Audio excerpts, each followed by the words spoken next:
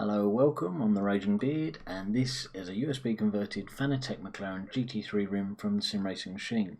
Now, chances are, if you're interested in a USB version of this rim, you've seen the video uploaded by the sim racing garage. Sim racing garage. Anyway, sim racing garage, where he converts, using sim racing machine's kit, one of these into a USB version, as I got here. I took the easy option and just ordered it pre-converted as is. Now it arrives in its Fanatec box with all the bits and bobs it would usually arrive with, but ready to go.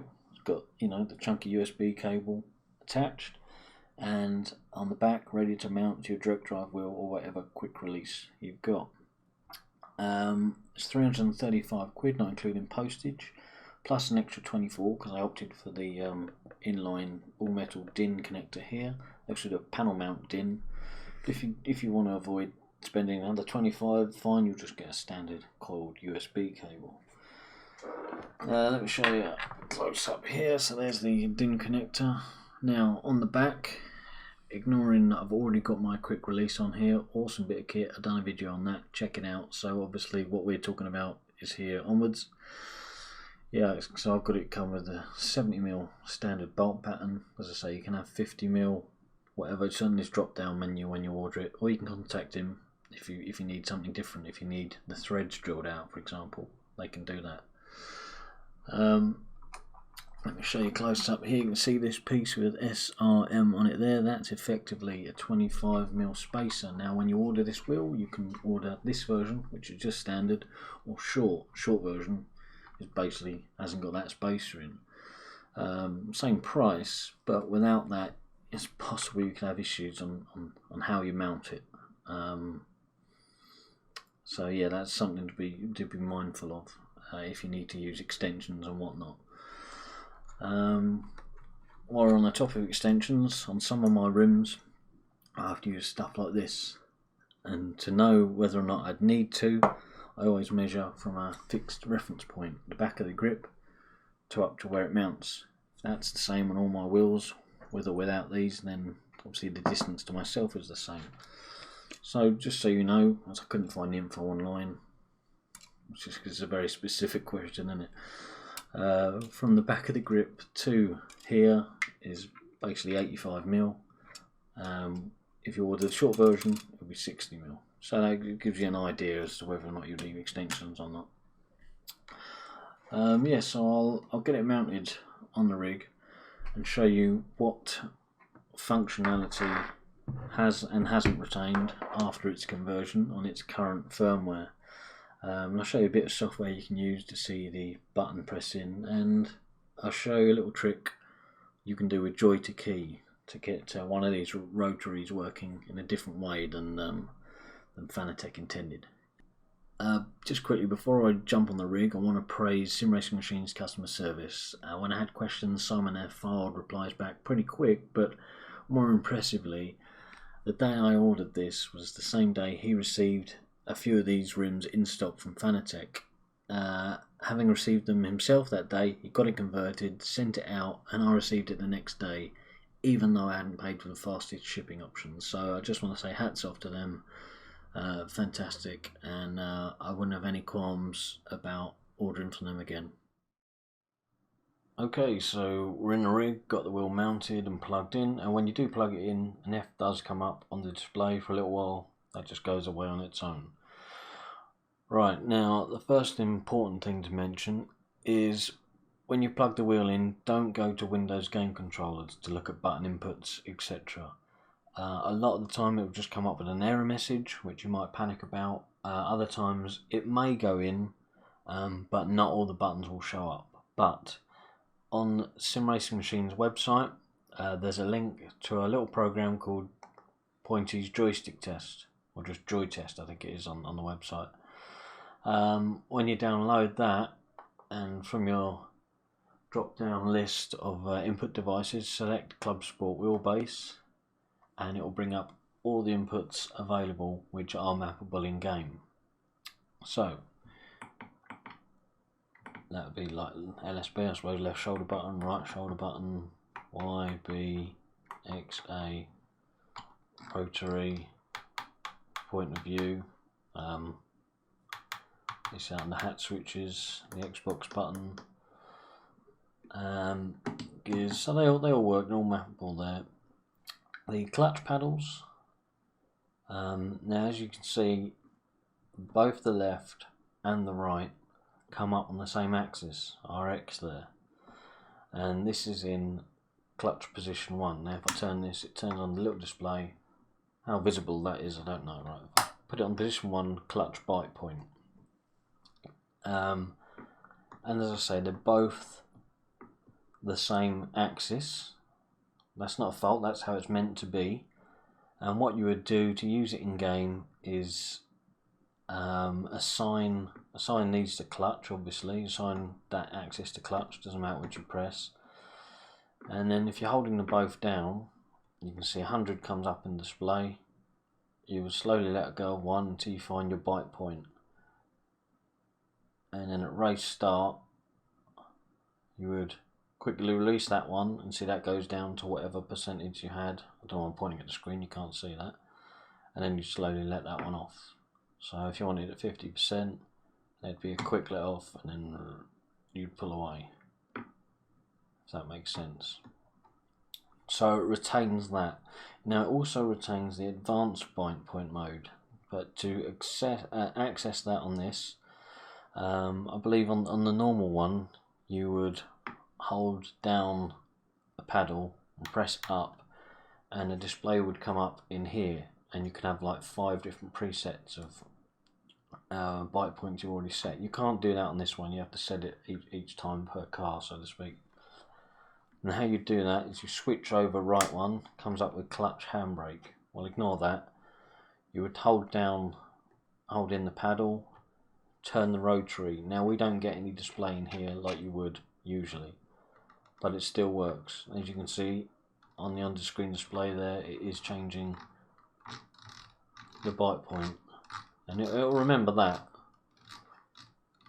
but it'll just remember that one. So, you know, if you want it to say 50%, there you go, it's set at 50%.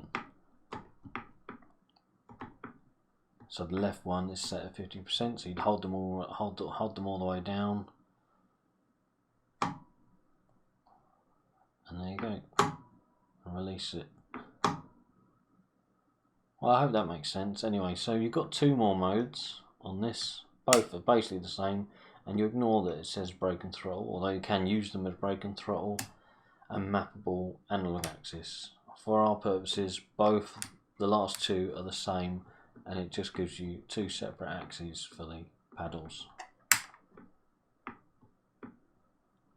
So effectively, all functionality is still there, because obviously you can have it as brake and throttle, you just assign it as such. You have got mappable axes. Again, clutch and handbrake, you would just assign it as clutch and handbrake. And bite point, an advanced bite point we just haven't got 5 presets. So, you know, it's all there basically. Now what you can notice on the joy test is button 21 there, the only one lit up green, is permanently on, and that's this sort of dial. See, as you turn it, I think it's got 14 or so positions, 12 or 14 anyway. Well, right, 21 to 32. 12 written there as the last position.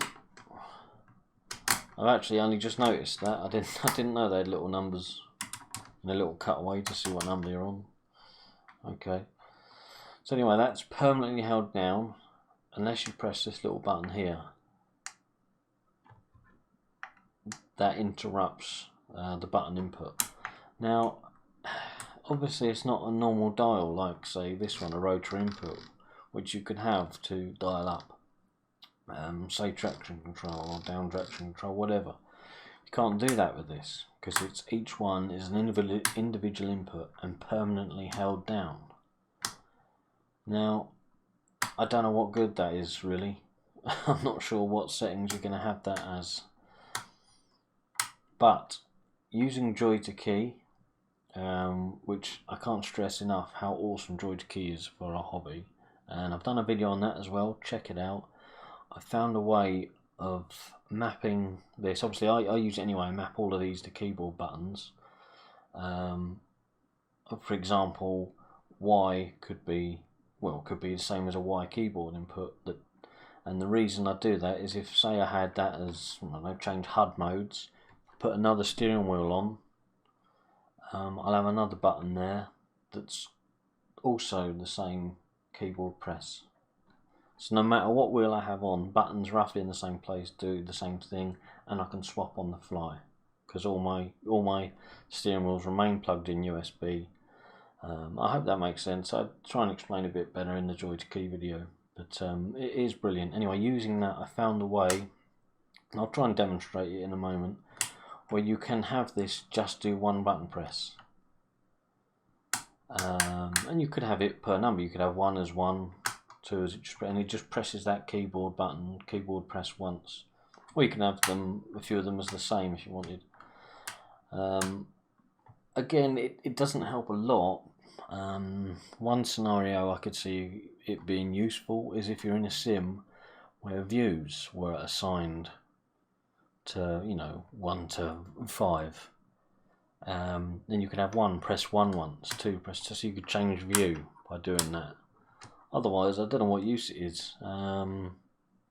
Like for example in F1 2018, ERS mode up and down is just a rotary, or left and right, not different buttons. You can't have it on mode 1, 2, 3. That'd be quite cool, something like that. But anyway, if you can figure ways of using it, please let me know in the comments, either as it is with permanently on, or how I'll show in a moment my Joy to Key workaround to have it as a single press. If you can think of any uses for them, let me know.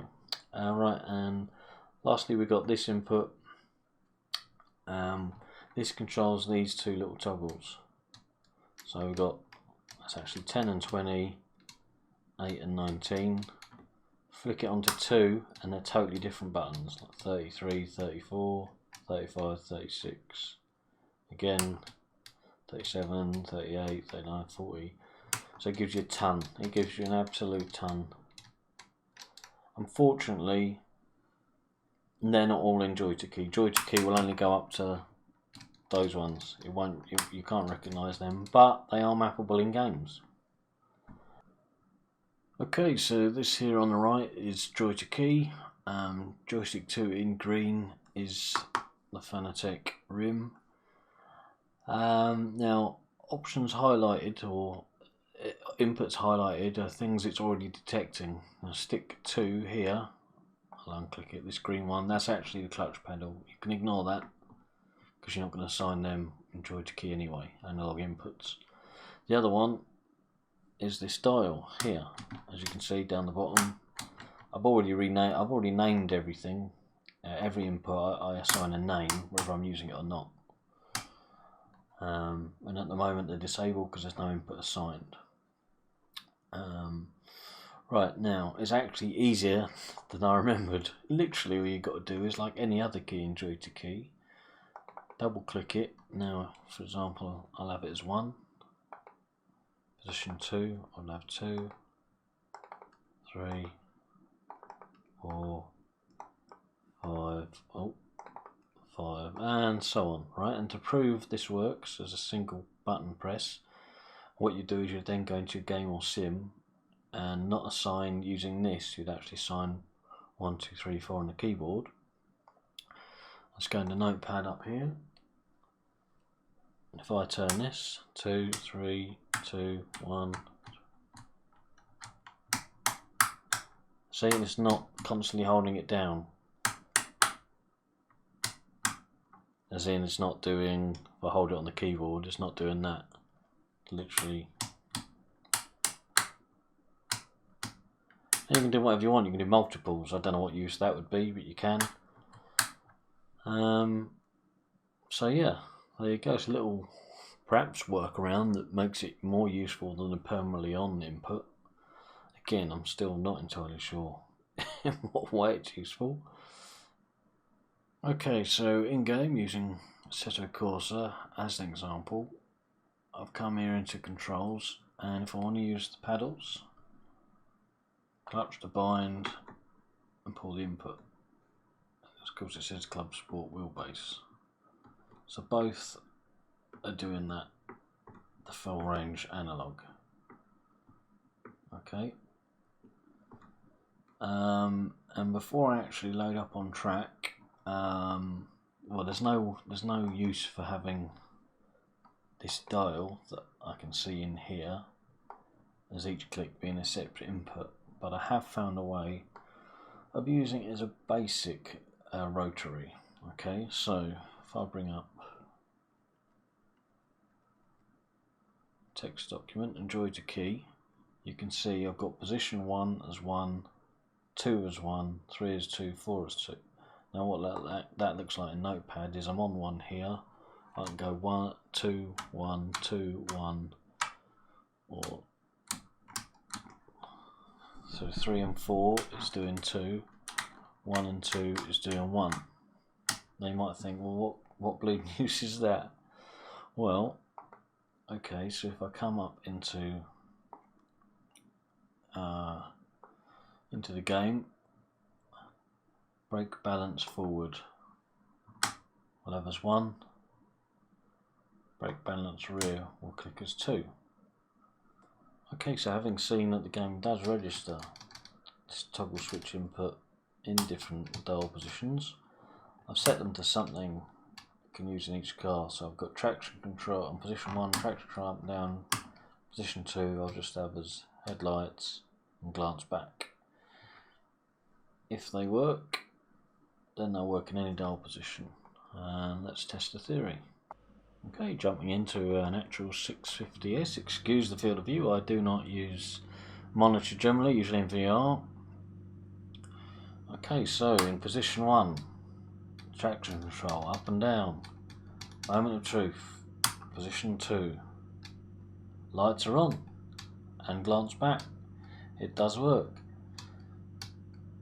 That's important to know because, I mean, if you do manage to get into Windows Game Controller, it won't show that many buttons. None of that will show up. Like just as in joy to key, you can't go up that far. But the game saw them all, and there they are. I set that. Right, the other dial, my rudimentary rotary, position 1 and 2 are both the same key, being keyboard button 1, and 3 and 4 are keyboard button 2. Now if I just keep switching between 1 and 2, which is effectively pressing keyboard 1 over and over, it's increasing brake bias. Sometimes it seems to miss an input, but that's only with this dial doing this. It's, you know, it's not something that there's a problem with the steering wheel or USB conversion. It's just using this dial in this fashion, I think, with joy to key, and that's obviously as high as brake bias seems to go. And if I go to 3 and 4, I can lower it, and if you do it fast, going up, down. I mean, it isn't great, is it? It's crap, but it gives that rotary or that dial some sort of use. Otherwise, what are you going to use it for? I don't know. I'll just leave it alone, to be honest with you. Right, so yeah, everything there working. Let's have a look at the clutch. Let's drive forward so I'm not going to hit the wall.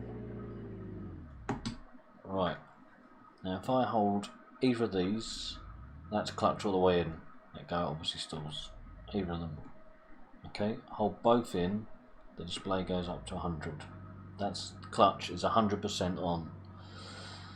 Now if I release one, so I'm just lowering the left one down to 50%, that means when I let go of this right hand side one, clutch will be engaged 50%. So I let go. Oh. Full throttle, mash the throttle down to 50%, let go, and then slowly release it, and we're off.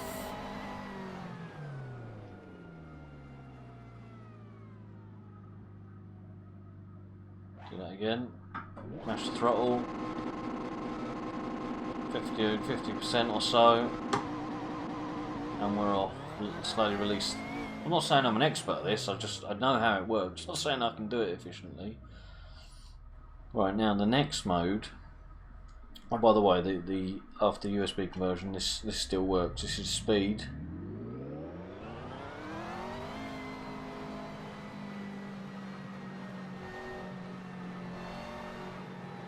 And it also shows gear,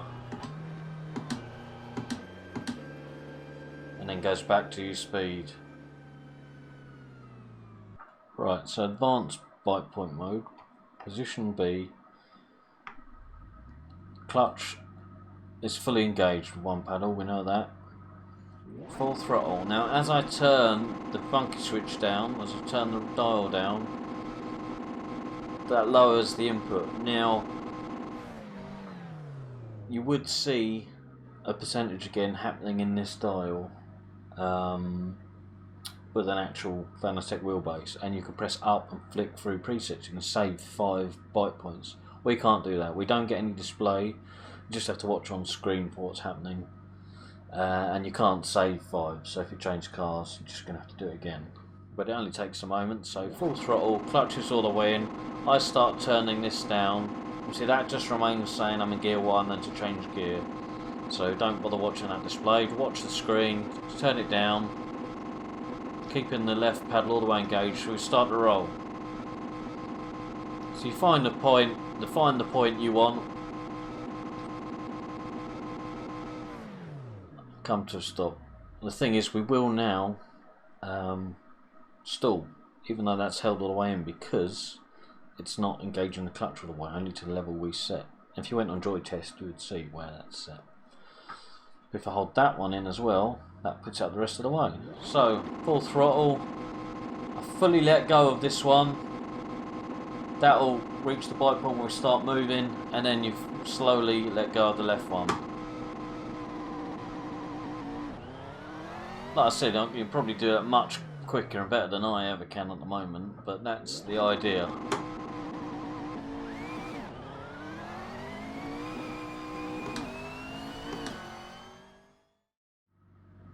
So that pretty much sums up the wheel. I'll say it is awesome, it's fantastic, I love it.